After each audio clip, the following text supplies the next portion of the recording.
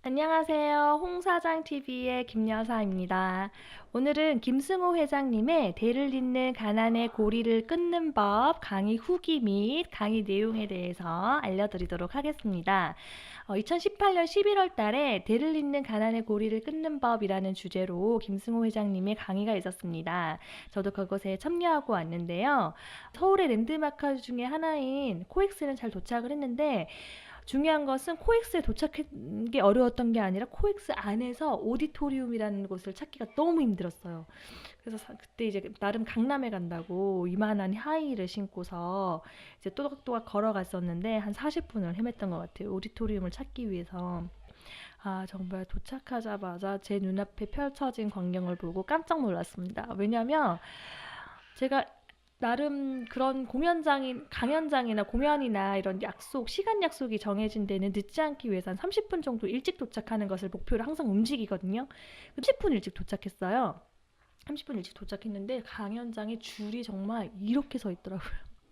무슨 연예인 콘서트장 와 있는 줄 알았어요. 그만큼 이제 김승호 회장님이라는 분이 이런 뭐 돈 강연에 되게 이제 유명 인사시고 성공한 CEO지 않습니까? 그분의 강의를 듣기 위해서 모인 사람이 이렇게 많다는 것을 또 한 번 느꼈고요.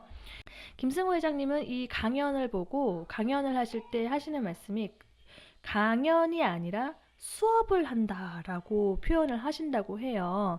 그래서 본인의 강연을 수업이라고 표현을 하셨는데 저도 여기서 수업이라고 이제 표현을 하도록 하겠습니다. 영화를 보거나 책을 읽을 때 기억에 남는 명장면이 있듯이 이 수업을 듣고 어떤 이야기는 자신을 각성시킬 수 있게 꽂혀야 한다고 말씀하셨습니다. 수업에 이제 본격적으로 진행하기에 앞서서.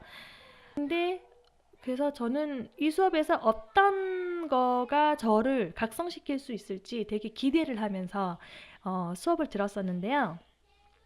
저한테 꽂혔던 말이 하나가 있습니다.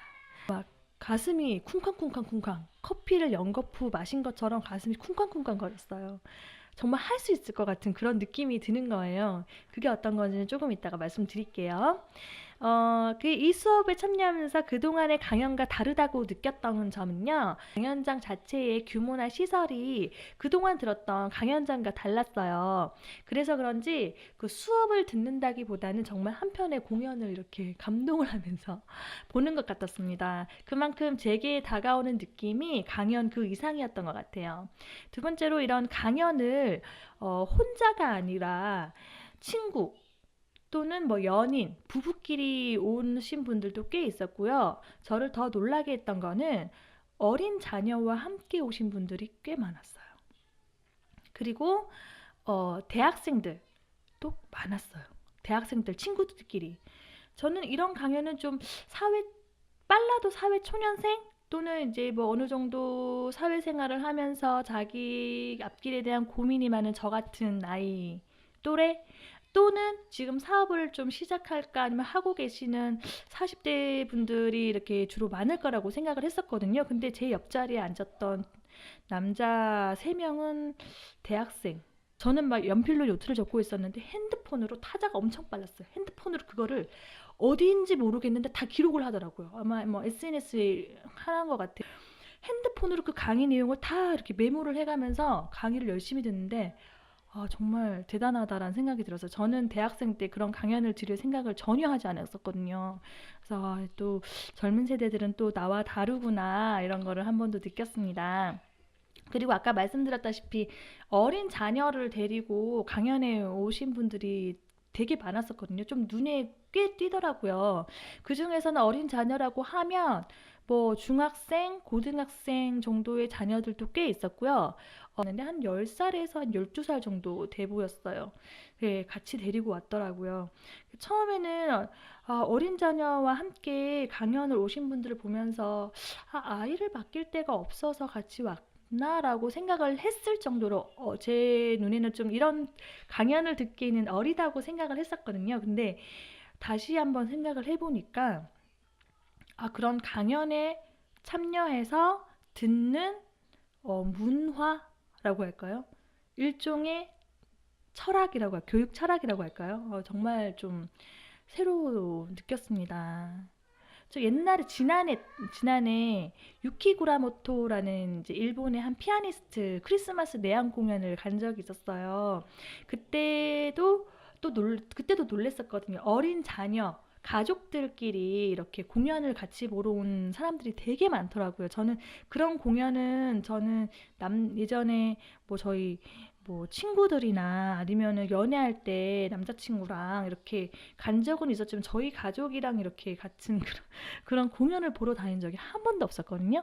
근데 이렇게 자녀들과 공연을 보면서 연휴를 보내는 모습을 보고 그때 한번 좀 놀랐던 기억이 있어요. 그래서 아, 나도 나중에 조금 우리 애들이 크면 이런 공연에 들어올 수 있을 정도의 나이가 되면 아이들과 이런 좋은 공연을 같이 보면서 연말을 보내는 것도 되게 좋겠다. 나도 그렇게 해야지라고 작년에 생각을 했었어요. 근데 이번에 가니까 이런 강연장에도 어린아이랑 같이 이렇게 참여하시는 분들이 되게 많은 걸 보고 또 한 번 놀랐습니다. 초등학생으로 보이는 아이들까지 엄마 아빠를 따라서 강연장을 왔어요. 돈과 관련됐고 사업과 관련됐고 뭐 이런 내용들이잖아요. 근데 이런 어린 아이들이 강연의 내용을 이해는 할 수 있을까? 이해도 못 하는데 데리고 오는 게 좀 너무 돈이 아깝다라는 생각이 처음에는 들었지만 조금 더 생각을 해보니까 지금 당장 이 수업의 내용을 이해는 하지 못하더라도 그런 강연을 다닌다는 환경을 접하게 만들어줄 수 있는 부모님들의 섬세함을 되게 다시 한번 배울 수 있었습니다. 조기 교육이라고 하죠. 보통 조기 교육이라고 하면은 영어에 대한 노출, 조기 교육에 대해서 많이 생각하시는데 이런 경제적 관념에 대한 조기 교육도 필요하다는 것을 제가 느꼈어요. 부가 대물림 된다고 하잖아요. 부가 대물림 되는 이유는 단순히 돈을 물려주고 한다고 해서 대물림이 되는 것뿐만 아니라 그 부자 부모님들이 자녀에게 물려주는 교육, 철학, 이런 것들도 엄청난 영향이 있다고 생각합니다. 이런 강연을 듣는 것 또한 아주 자녀들한테 그런 환경을 접할 수 있게 만들어주면서 되게 그걸로 인해서 부가 또 대물림이 될 수 있는 게 아닌가라는 생각이 들었어요. 방학을 이용해서 해외로 뭐 한 달 살기 경험 같은 거 많이 하러 나가시잖아요. 그런 것도 물론 중요하지만 이렇게 자녀들한테 좋은 강연을 같이 함께 들을 수 있도록 기회를 만들어주는 것도 되게 좋은 것 같아요. 저도 그래서 우리 아이를 데리고 이런 강연에 참여를 해봐야겠다라고 생각을 했습니다. 여러분들도 아이가 어리다고만 생각하시지 말고 본인이 돈 공부하시는 것만큼 자녀들한테도 그런 기회를 만들어 주실 수 있도록 해보시기 바랍니다. 물론 그 강연비 저 혼자 가는데도 저는 10만 원 정도의 좀 큰 결심이 필요했어요. 하지만 자녀들까지 데려가면 저는 이제 가족이 나아가면 다 40만 원이 넘게 들 거잖아요. 그 돈 아까워하지 마시고 그 돈 더 벌면 되니까 돈 벌어서 또 좋은 강연 듣고 더 돈 많이 벌 수 있는 기회 만들면 되니까 그런 기회조차 주지 않는 부모가 되지 말고 그런 기회를 줄 수 있는 부모가 될 수 있도록 열심히 한번 노력해 보겠습니다. 저도 여기까지가 김승호 회장님 강의를 다녀온 제 후기였고요. 앞으로 이어질 영상에서 김승호 회장님이 강의에 어떤 내용을 말씀하셨는지 이어서 말씀드릴게요. 감사합니다.